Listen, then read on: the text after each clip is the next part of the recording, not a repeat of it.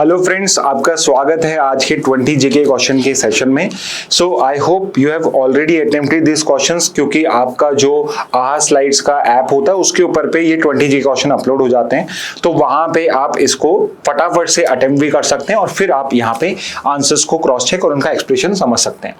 पहला क्वेश्चन देखते हैं, which of the following best describes India's declared nuclear policy.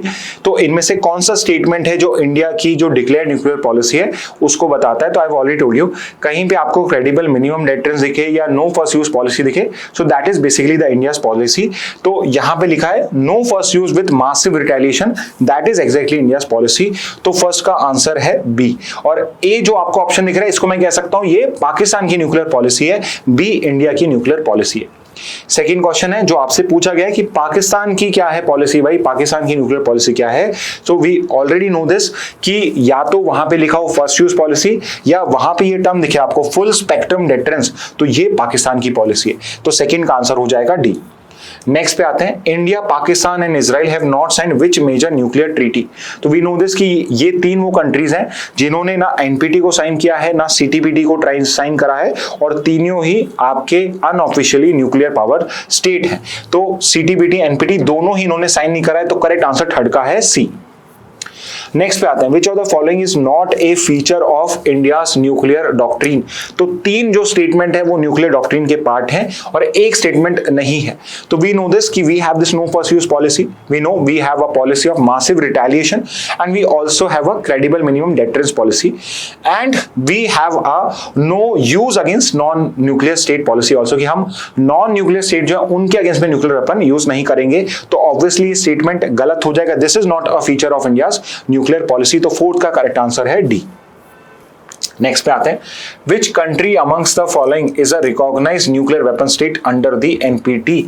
Out of this four country under the NPT, चारों countries के पास nuclear weapon है, but NPT के अंदर में कौन सी वो कंट्री है जो एक न्यूक्लियर वेपन स्टेट डिक्लेयर्ड है, तो वो है चाइना। तो फिफ्थ का करेक्ट आंसर है सी। नेक्स्ट पे आते हैं, MG NREGA was enacted under which years legislation. तो MG NREGA national rural employment guarantee scheme जो है ये किस एक्ट के अंदर में, आपके किस ईयर के एक्ट के अंदर में लेजिस्लेट करी गई थी।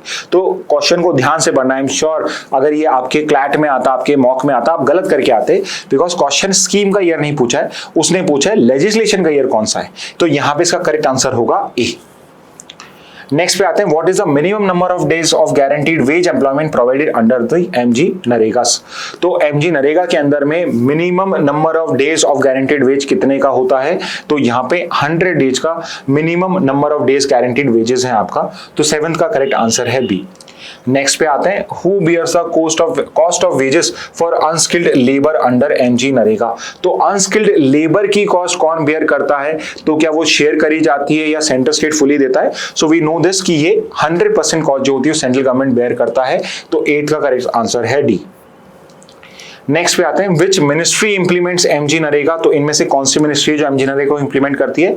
तो कंफ्यूज मत हो जाना, लेबर या एग्रीकल्चर नहीं है, it is ministry of rural development. तो 9th का आंसर है ए।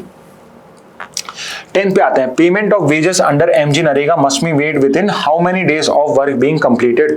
तो वर्क कंप्लीट होने के कितने दिन के अंदर में पेमेंट जरूरी होता है। तो जब भी कोई काम करा जाता है तो उसका पेमेंट विद इन 15 डेज करना कंपलसरी है। तो करेक्ट आंसर 10th का हो जाएगा ऑप्शन डी। 11th पे आते हैं, which state was the first to notify MG NREGA in all its state. तो सारी ही स्टेट्स हैं जो करीब करीब आपके 100% यहाँ पे देती हैं, बट पहली स्टेट कौन सी थी जिसने नरेगा को पूरा हर डिस्ट्रिक्ट में इंप्लीमेंट करा था, तो वो स्टेट थी आपकी आंध्र प्रदेश, जिसने सारी डिस्ट्रिक्ट के अंदर में एमजी नरेगा इंप्लीमेंट कर दिया था सबसे पहले। तो 11th का आंसर है बी। 12th पे आते हैं, the social audit of MG NREGA work is conducted by which ministry. तो एक सोशल ऑडिट होती है। सोशल ऑडिट क्या होती है, तो एक ऑडिटिंग क्या होता है जिसमें ये देखा जाता है कि जो पर्टिकुलर पैसा है उसको कैसे यूटिलाइज किया गया। बट सोशल ऑडिट होती है जिसमें ये देखा जाता है कि ये जो पर्टिकुलर हमने काम करा, जैसे हमने स्कूल बनाई या हमने कोई पर्टिकुलर पॉन्ड यहाँ पे बनाया है या रोड बनाई है, उसका सोसाइटी पे क्या इंपैक्ट होगा। तो ये जो पर्टिकुलर एक्सरसाइज होती है इसको सोशल ऑडिट बोला जाता है, और ये जॉब होता है उस पर्टिकुलर रीजन के या उस पर्टिकुलर विलेज की ग्राम सभा का। तो ग्राम सभा रिस्पॉन्सिबल है उसकी सोशल ऑडिट करने के लिए कि जो नरेगा के अंदर में वर्क कराया गया है उसका यहाँ पे पॉलिसी इंप्लीकेशन क्या होगा। तो 12th का करेक्ट आंसर है सी। नेक्स्ट पे आता है, which Indian law primarily governs deportation of foreign nationals. कौन सा लॉ है जो इनमें से डिपोर्टेशन के लिए डील करता है? तो वो लॉ है आपका फॉरेनर्स एक्ट ऑफ 1946। तो 13 का आंसर हो जाएगा ए। रिमेंबर, डिपोर्टेशन कभी सिटीजन का नहीं होता है, फॉरेन नेशनल का किया जाता है फ्रॉम आ कंट्री। ठीक है। Next is India's asylum decisions are mainly taken bye.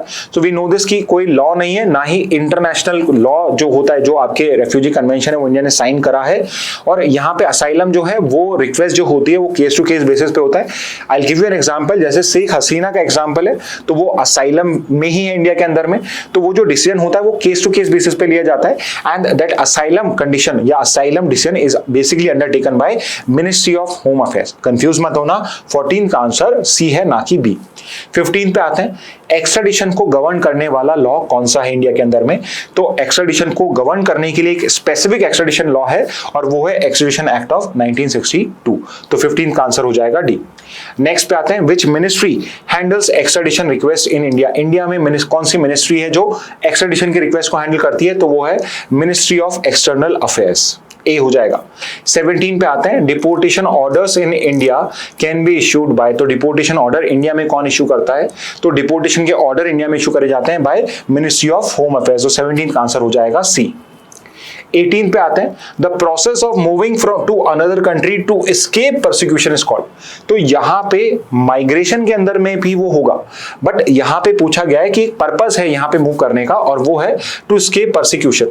तो जब आप परसिक्यूशन को एस्केप करने के लिए ऐसा करते हो तो उस प्रोसेस को बोला जाता है असाइलम। तो 18 का करेक्ट आंसर है डी।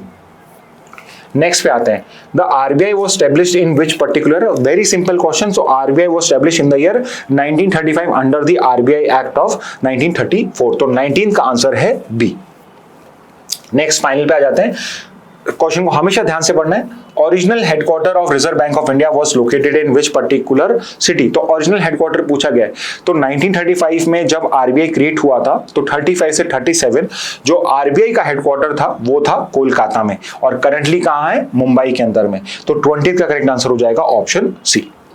ओके, तो स्टूडेंट्स ये थे आज के जो आपके क्वेश्चन थे 20 इंपॉर्टेंट, उनके आंसर्स। तो अगेन आप पहले स्लाइड्स पे जाके टेलीग्राम चैनल पे आई थिंक वहां पे आपको इसका पर्टिकुलर आपको लिंक मिल जाएगा। इस पर्टिकुलर वीडियो के डिस्क्रिप्शन में और न्यूज एल्स के डिस्क्रिप्शन में भी इसका आपको लिंक मिल जाएगा। Okay, so with this message let's end today session. Thank you and have a very nice day.